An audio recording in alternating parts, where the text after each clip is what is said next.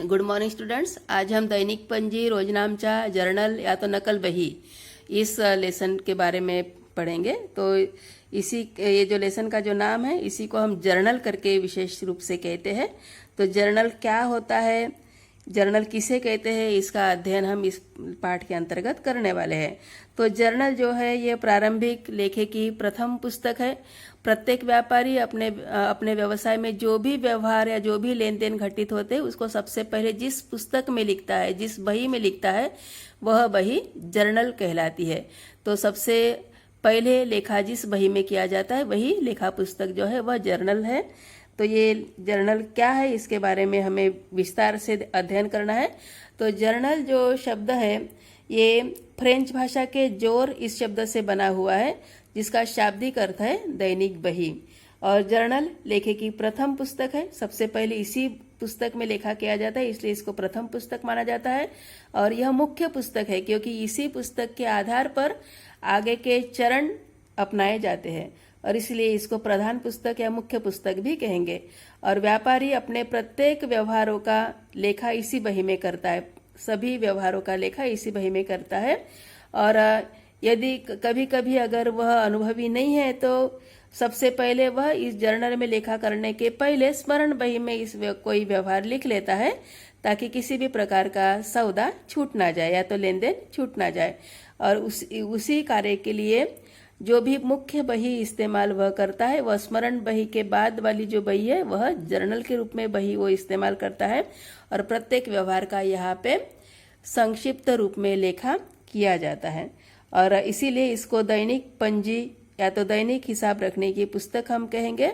और इसी पुस्तक में प्रत्येक व्यापारी अपने लेन देन का तिथि के अनुसार क्रमबद्ध तरीके से लेखा करता है।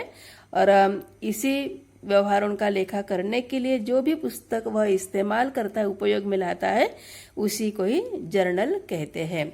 तो ये जर्नल का आशय हो गया। अभी हमें देखना है जर्नल की परिभाषा। तो जर्नल की परिभाषा के अनुसार हमें एक एल.सी. क्रॉपर के शब्दों में जो परिभाषा दी है उस पर हमें ध्यान देना है। तो इस परिभाषा में दिया है कि जर्नल वह बही है जो सौदों को इस प्रकार छांटने या वर्गीकृत करने के प्रयोजन से रखी जाती है ताकि बाद में सुविधापूर्वक उसकी प्रविष्टि खाता बही में की जा सके।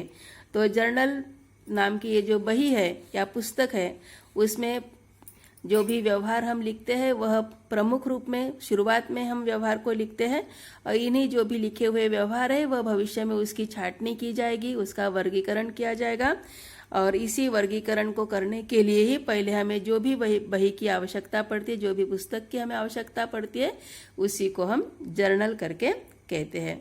तो ये एल.सी. क्रॉपर के अनुसार परिभाषा हो गई और उसी के अनुसार एक संक्षेप में जर्नल की परिभाषा दी। जर्नल को ही नकल बही करके भी बोलते हैं।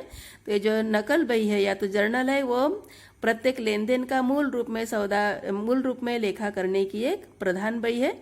लेन देन को ही सौदा करके बोला जाता है। तो जो भी लेन देन घटित होता है या तो जो सौदा घटित होता है अपने व्यापार में, उसको प्रत्यक्ष रूप में या तो वास्तविक रूप में लिखित रूप में रखने के लिए जर्नल का उपयोग किया जाता है। और जर्नल एक मुख्य बही है जिसमें तिथि के अनुसार क्रमबद्ध तरीके से और साथ में दोहरा लेखा प्रणाली के अनुसार प्रारंभिक लेखा किया जाता है। तो इस पुस्तक में तिथिवार मतलब कि तिथि के अनुसार लेखा किया जाएगा। जैसे कि आज 24 तारीख है तो 24 तारीख को सुबह से लेकर शाम तक कौन कौन से व्यवहार घटित हुए वह एक के बाद एक इस बही में आपको दिखेंगे और क्रम से रहेंगे। अर्थात पहला जो व्यवहार था, जैसे आपने अपने व्यवसाय शुरू किया था तो उस समय से जो पहला व्यवहार था वह पहले पेज में दिखेगा, उसके बाद वाले व्यवहार उसी के नीचे नीचे क्रमबद्ध तरीके से दिखेंगे और इसलिए उसको तिथिवार क्रम से यहाँ पे लेखा किया जाता है। और साथ में जो भी प्रणाली इस्तेमाल की जाती है उस प्रणाली का नाम है दोहरा लेखा प्रणाली। दोहरा लेखा प्रणाली का अध्ययन आप पहले ही कर चुके हो। दोहरा लेखा प्रणाली का मतलब होता है प्रत्येक व्यवहार का दो पक्षों पर समान रूप से प्रभाव होना। दो पक्ष जिनको हम डेबिट और क्रेडिट कहते हैं। डेबिट को ही हिंदी में नामे या तो विकलन कहते हैं। क्रेडिट पक्ष को हम समाकलन या तो जमा करके भी कह सकते हैं। तो इन दो पक्षों में समान रूप में समान राशि से प्रभाव होता है। तो इसी नियम का ही यहाँ पे उपयोग किया जाता है, अर्थात जो प्रणाली इस्तेमाल होती है वह है दोहरा लेखा प्रणाली। और दोहरा लेखा प्रणाली का पालन करते हुए हमें प्रत्येक सौदों को यहाँ पे हमें प्रारंभिक तौर पर लिखना पड़ता है। तो जिस पुस्तक का हम इस्तेमाल करते हैं उसी पुस्तक को हम जर्नल करके नाम देते हैं। तो इस प्रकार से जर्नल की परिभाषा। अभी जर्नल का महत्व, नकल बही का महत्व या आवश्यकता पर हम ध्यान देते हैं। तो इस बही में सबसे पहला जो महत्व का बिंदु है वह है मूल रूप में सौदों की संपूर्ण जानकारी रखना।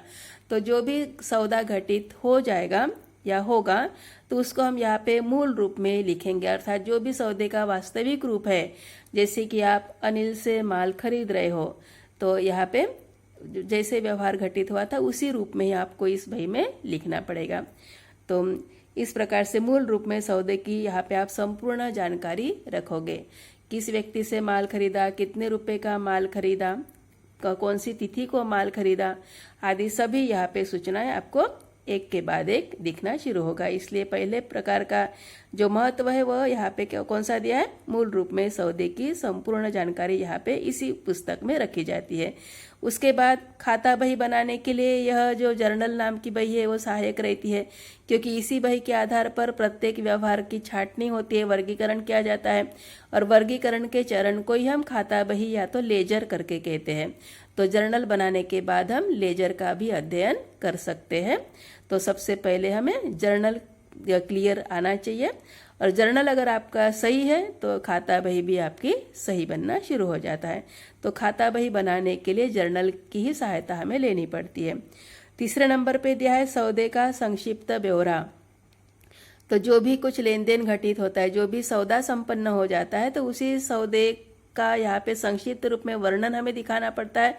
जैसे कि अनिल से अगर हम माल खरीद रहे हैं तो अनिल से कितने रुपए का माल खरीदा, कौन सी तिथि है, और जो भी प्रविष्टि अगर हम वहाँ पे करते हैं, जर्नल में जो भी लिखित लेखा रखने का कार्य करते हैं, तो उसमें डेबिट कौन सा पक्ष होने वाला है, क्रेडिट कौन सा पक्ष होने वाला है, तो इसके बारे में हम सूचना तो देते ही है।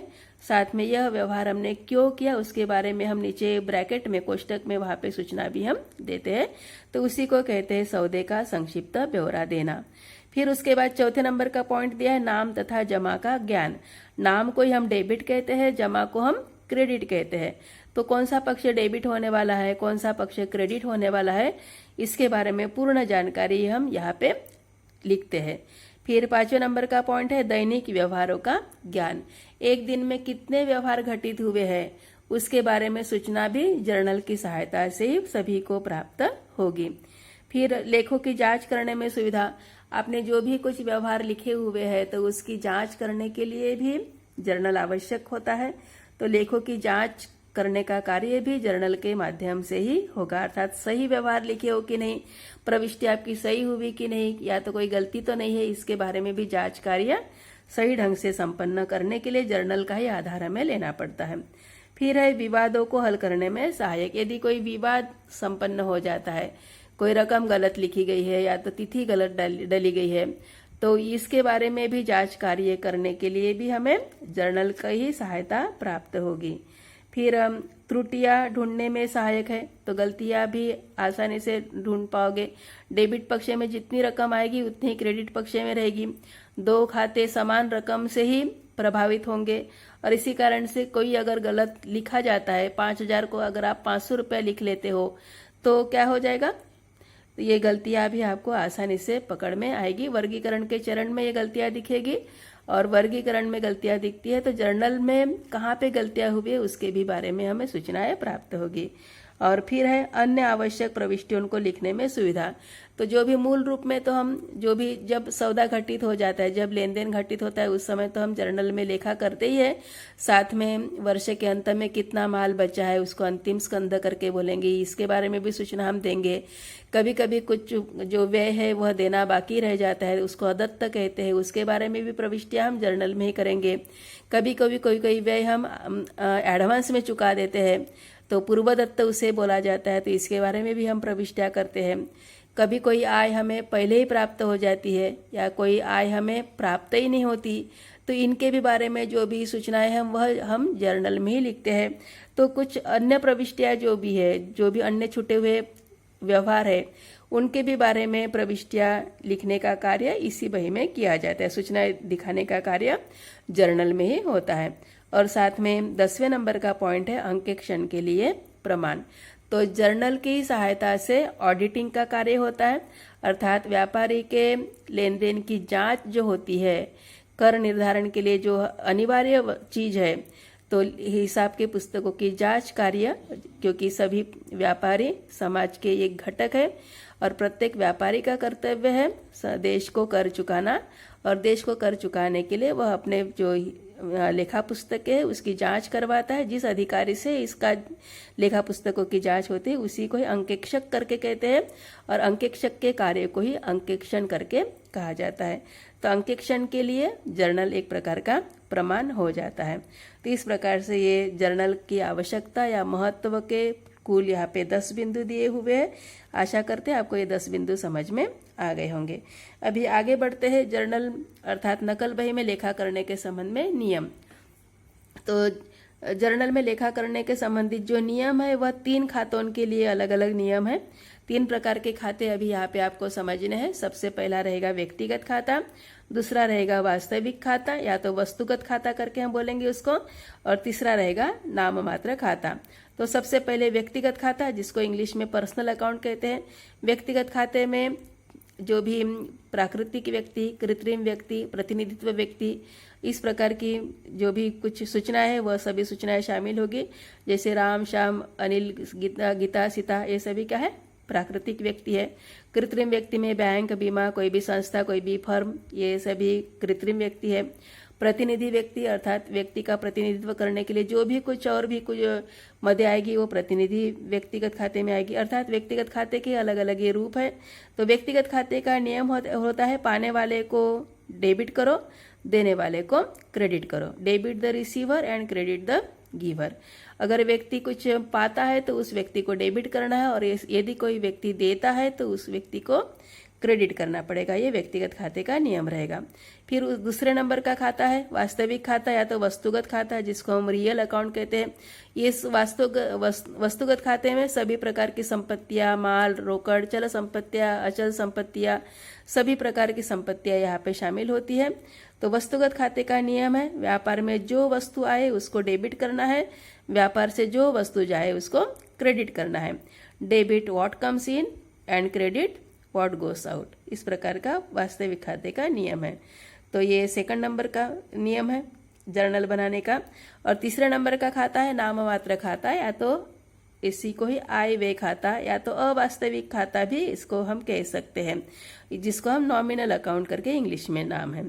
तो इस खाते का नियम जो है, खर्च या तो हानि होती है तो डेबिट करना है, आय या तो लाभ होता है तो क्रेडिट करना है।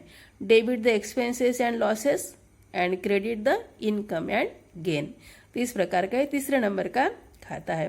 तो इन तीनों खातों के नियमों को आपको ठीक से ध्यान देना है और याद करके रखना है। अभी इसका उदाहरण के द्वारा हम स्पष्टीकरण करेंगे। तो व्यक्तिगत खाता क्या है और इसका क्या उदाहरण है। तो व्यक्तिगत खाते का नियम है पाने वाले व्यक्ति को डेबिट करना है, देने वाले व्यक्ति को क्रेडिट करना है। तो उदाहरण के अनुसार अभी सबसे पहला उदाहरण दिया है, अभिषेक से 2000 रुपये प्राप्त हुए। अभिषेक यहाँ पे क्या है, देने वाला व्यक्ति है। आपको यहाँ पे 2000 रुपया प्राप्त हो रहे हैं, तो और इसीलिए यहाँ पे अभिषेक नाम का जो व्यक्ति देने वाला व्यक्ति बन रहा है, इसलिए अभिषेक के खाते को क्या किया जाएगा, क्रेडिट में लिखा जाएगा। क्योंकि अपना व्यक्तिगत खाते का नियम है अगर पाता है तो डेबिट करना है, देता है तो क्रेडिट करना है। यहाँ पे अभिषेक दे रहा है, देने वाला हो रहा है, इसलिए उसको क्रेडिट में लिखा जाएगा। दूसरा नंबर का उदाहरण है प्रशांत को 1000 रुपया नगद दिए। अभी प्रशांत यहाँ पे कौन हो जाएगा, पाने वाला व्यक्ति हो जाएगा, क्योंकि आप प्रशांत को नगद रकम दे रहे हो। प्रशांत पाने वाला व्यक्ति, इसलिए प्रशांत को हम डेबिट में लिखेंगे।